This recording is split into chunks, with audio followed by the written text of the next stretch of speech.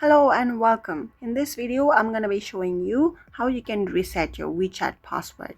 Password is just one of the many ways we can protect our account, and in this video, we're going to focus on the same.